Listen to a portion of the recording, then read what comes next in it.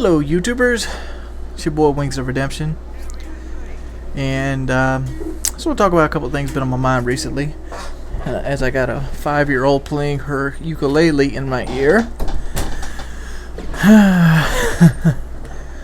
One thing that's been on my mind recently is the vid stats in my channel. I know this is something taboo that you're not supposed to talk about, but it's kind of hard not to notice it.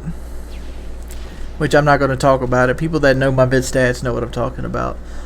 But as a whole, it makes me think about what I used to be doing right, which I'm not doing right now. Me personally, I think some of the stuff I've been putting up in the last 2 months have been some of the best videos I've ever done. And to kind of convince myself that I was on the right track, I actually went back and watched a bunch of my old videos. And I'm like, how did I even get subscribers back then? Well, and what I've concluded is I think a lot of people don't like me off hearsay. They I still get people saying that, you know, I charge people for friend spots. I haven't had a friends list open in a year and a half. I seriously haven't. It was beginning of Modern Warfare 2 when last time I charged for a friend slot. Somebody might point out that I recently added people on PlayStation. Well, that is correct, because I did open up a bunch of friend slots on PlayStation, mainly out of frustration. Like I deleted a lot of the people on my PlayStation friends list out of losing because I had such a good win-loss toward the beginning of Modern Warfare 3, and it was just me taking the game way too seriously, and realize it doesn't matter. I mean, if I have a 0.5 win-loss or a 45 win-loss, people still going to think I'm bad because they just think I'm bad. I mean, I think me and Woody had this conversation before. Pretty much people that post on YouTube aren't bad. We're not, by no means, we're not the greatest players on the game. And by sure means, we're showing our highlights most of the time. And if you're like me, I don't even pick my highlights anymore. I just pick games that I thought I did pretty well in and were entertaining. For the main reason, I like to get fresh gameplay. Every time you see a game, I don't like going to, a file or folder and grabbing gameplay. I like jumping on and playing a game, grabbing it. As soon as I get it, I usually get offline. And that's the case. And I think a lot of that is what frustrates me so much with the game, because I get on and I'm like, man, I want to do this commentary. I set myself on this deadline, and it gets to the point where I have to play, when you want to get something and this never happens, and when you don't want to get nothing, you get 7 gameplays in a row. And even then, is the gameplay really important? But on the flip side of that, it is important, because if you don't put Call of Duty gameplay, you don't get as much views. But then at the same time, when people are talking about Call of Duty, they won't watch something else. Like, for example, I've been recently doing a lot of question and answer videos, and I'm sort of wondering if I did those over, say, me just freestyling in Skyrim or Dragon Age Origins, would people watch it still? If they're just watching for the commentary, or do they want something they can relate to, which is Call of Duty? And, I think a lot of the reason that I'm not as growing as good as I was for the last 2 Call of Duties is because I don't really emphasize being well in this game. One of the big things that I've been known for was my ability to pick out traffic patterns and pretty much to master the head glitch spots in traffic patterns. That's how I've based my game around since I've started. And for some reason in this game, people didn't like it. Mainly because this game locks you down a lot harder than everything else, and I dealt really bad with the lag compensations toward the beginning of this game. But like this, lag compensation is not really an excuse no more. Now I could just move around and do whatever, 32 and 10, and then all you got to do is deal with how the perks are set up and whatever. Won't protest. One thing I found in this game is Assassin or Quick Draw are pretty much the only second perks you want to pretty much pick, because if you put yourself out there without Assassin on, Marksman is going to destroy you.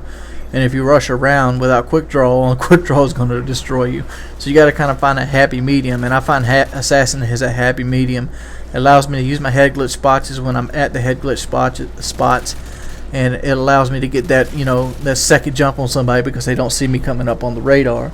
As you'll see right up here, as I start using the Assassin Pro perk to my advantage, and I stop being a baby buffalo. I mean, that's pretty much where my gameplay is, winning people through tactics and knowledge. But the question is like this: the question is, what would make you unsubscribe from me?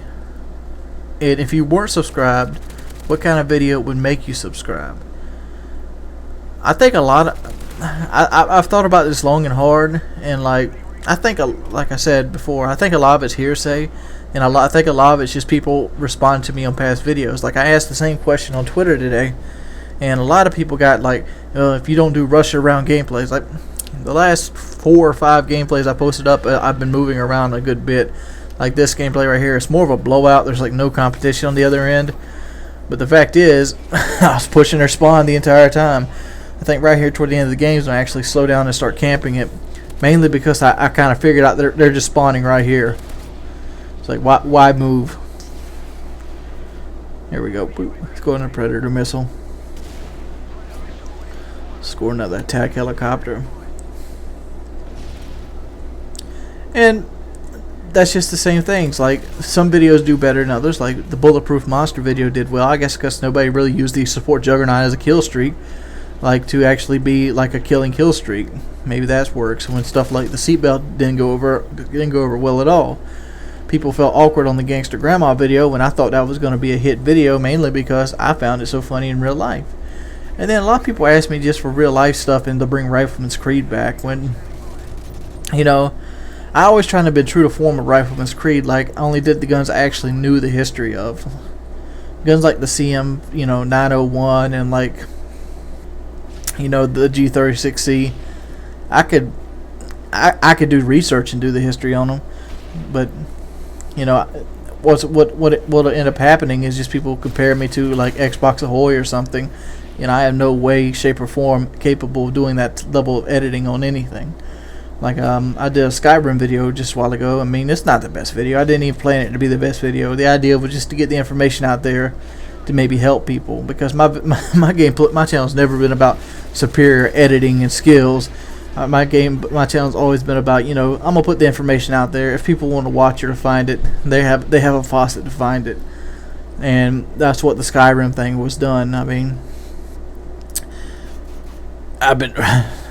there's not much more else to say, and I'm about to cut the chat off right here and let it run for a little while, because if I don't, YouTube is gonna go ahead and cut the end of the video off.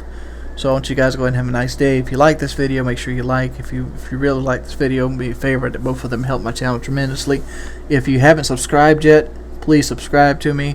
Tell your friends. Do the pins. Follow me on Twitter and all that other great glitter. I don't know. I fucking suck at rucking, fucking, dyking, fine, and I ain't rhyming worth a shit.